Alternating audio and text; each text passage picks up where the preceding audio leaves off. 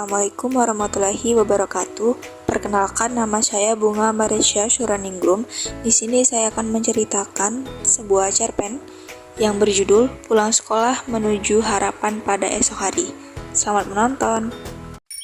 Hai, namaku Rania. Aku dari kelas 6 SD. Aku bersekolah di desa Mawarmas, sekolah satu-satunya di desaku.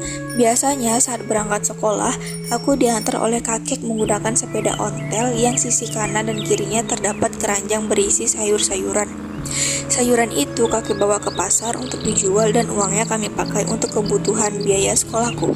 Aku tinggal bersama kakek dan ibu. Nenekku sudah meninggal, begitu juga dengan ayahku. Kami bertiga saling menjaga dan menyayangi walaupun ibu sibuk mengurus tanaman dan kakek yang sibuk menjual sayuran di pasar. Di sekolah aku memiliki 3 teman yang sangat baik. Namanya Rara, Tommy, dan Doni. Rara merupakan anak yang pintar dan cantik. Dia selalu membantu kami jika kami kesusahan. Tommy anak yang jahil, tetapi ia memiliki sifat penyayang tanpa membeda-bedakan. Doni anak yang percaya diri. Dia selalu berani mencoba tanpa takut gagal. Saat pulang sekolah, aku dan teman-teman pulang bersama. Kami berjalan kaki menggunakan sepatu sebagai alas. Di sepanjang jalan kami bercerita banyak hal, dari awal permainan hingga harapan kami di masa depan. Salah satu temanku ada yang bertanya kepada kami, apa harapan kalian di masa depan? Kalau aku sih mau menjadi dokter, biar dokter di desa kita tidak kekurangan lagi, kata si Rara. Lalu Doni menjawab, kalau aku mau jadi pemimpin di desa ini, agar desa ini semakin berkembang dan maju. Kami serempak pun tertawa karena apa yang Doni katakan.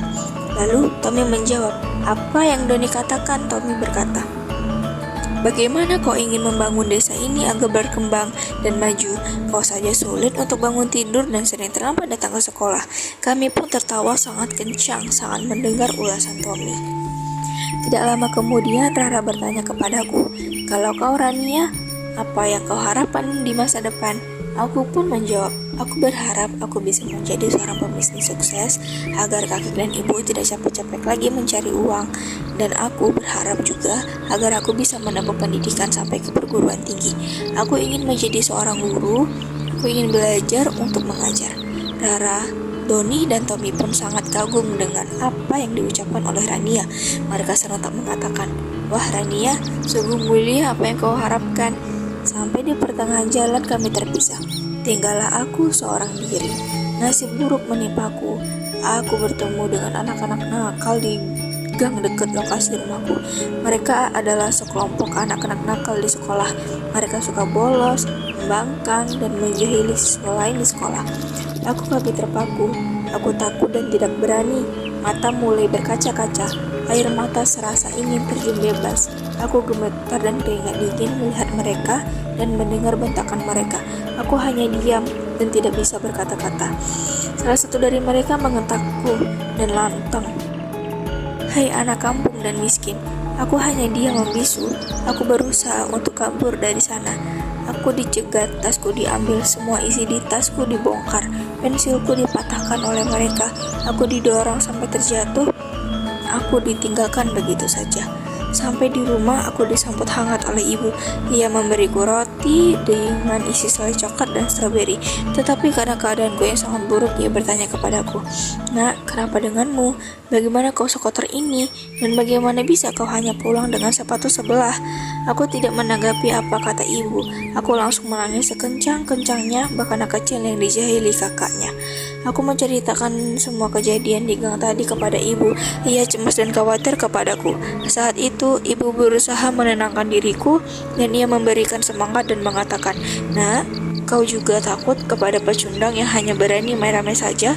Kau itu anak ibu. Ibu percaya sepenuhnya kepadaku. Kau tidak boleh menangis. Menangis itu hanyalah sifat orang lemah. Kau anak kawat.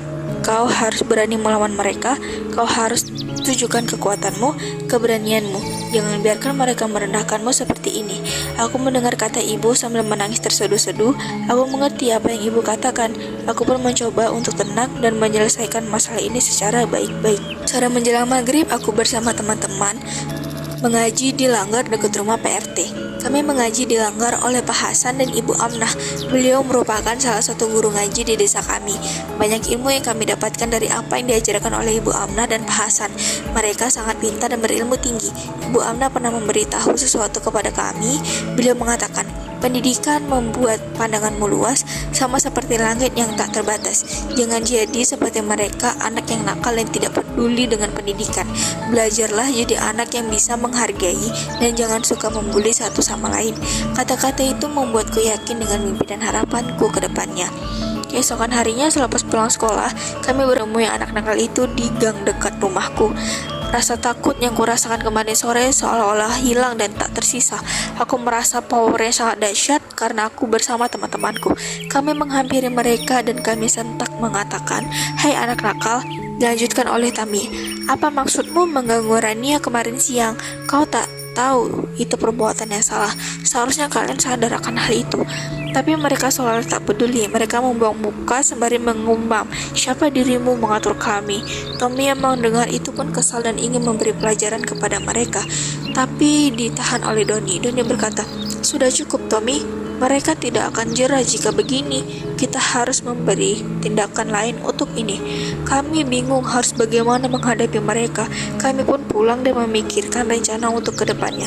Keesokan harinya saat ingin berangkat ke sekolah, aku tidak diantar oleh kakek karena kakek jatuh sakit dan ibu mengurusnya. Aku berangkat sendiri dari pagi sekali.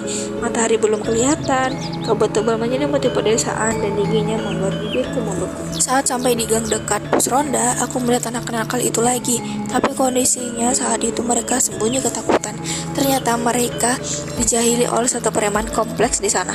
Aku memperhatikan dan salah satu dari mereka melihatku. Lalu aku berusaha membantu mereka dan mengatakan, "Kemarilah, akan kutunjukkan tempat sembunyi." Tanpa ragu, mereka satu persatu berjalan ke arahku dan meminta bantuan kepadaku. Aku pun membantu mereka dan membawa mereka ke tempat persembunyian sambil berlari agar tidak ketahuan oleh preman.